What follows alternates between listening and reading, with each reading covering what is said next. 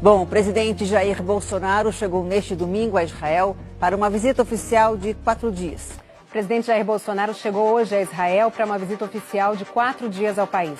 Jair Bolsonaro foi recebido no aeroporto pelo primeiro-ministro Benjamin Netanyahu, que em 10 anos no poder só repetiu o gesto a outros 4 chefes de Estado. No discurso de boas-vindas, Netanyahu elogiou o presidente brasileiro e chamou Bolsonaro de amigo.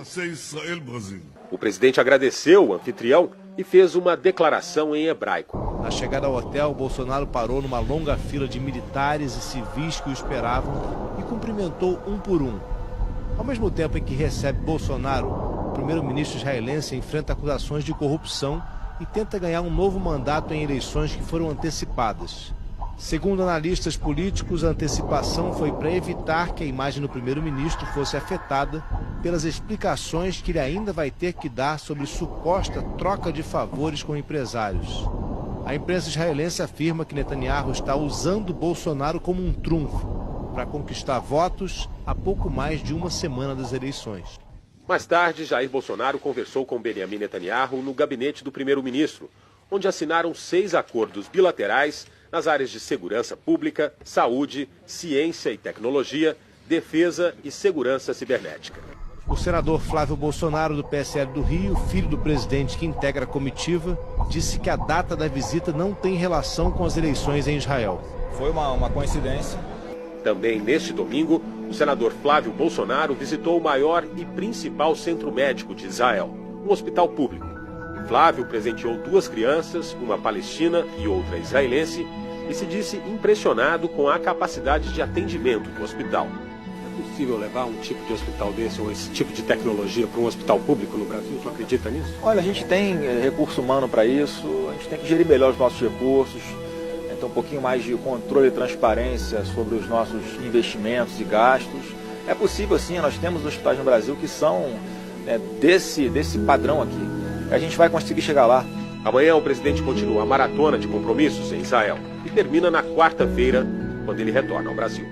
A algumas dezenas de quilômetros de onde estava a comitiva brasileira com 4 ministros e 4 parlamentares, tanques israelenses atacaram a faixa de Gaza em resposta ao disparo de foguetes contra Israel no sábado, pelo grupo extremista Hamas que controla o território palestino. As tensões entre israelenses e palestinos aumentaram nos últimos dias, com mortos e feridos. Mas o presidente brasileiro deixou o anúncio mais esperado pelo governo de Israel para ser feito na residência oficial de Benjamin Netanyahu. Antes da viagem, Bolsonaro recebeu um convite para visitar também os territórios palestinos, mas recusou. O ministro Augusto Heleno disse que faltou tempo. Não tem tempo. Você vai para os palestinos, vai alongar a viagem. Nós temos hoje da Organização para Alimentos.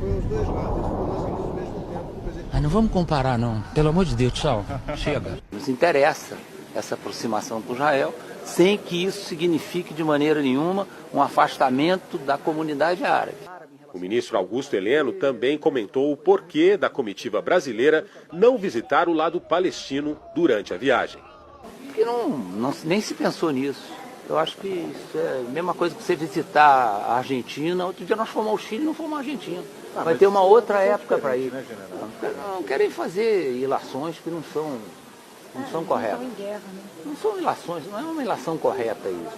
Não tem tempo. Você vai para Palestina e vai alongar a viagem. Na reunião aqui na residência oficial do primeiro-ministro, o presidente Jair Bolsonaro fez o anúncio que era o mais esperado dessa viagem para os israelenses.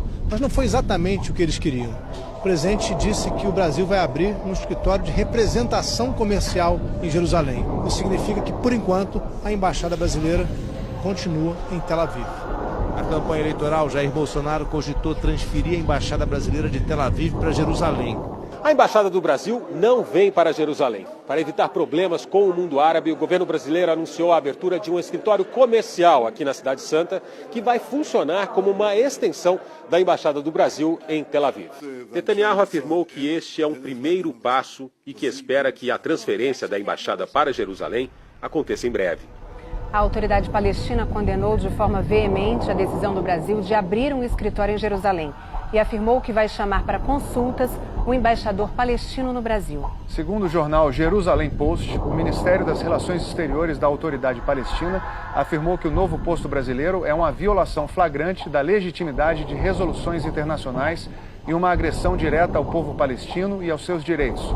O Ministério também declarou que a decisão brasileira é uma resposta à pressão americana e israelense, que tem como objetivo perpetuar a ocupação e os assentamentos judaicos na Jerusalém ocupada. Ainda segundo o Jerusalém Post, a autoridade palestina está consultando países árabes para determinar e unificar uma posição sobre o assunto.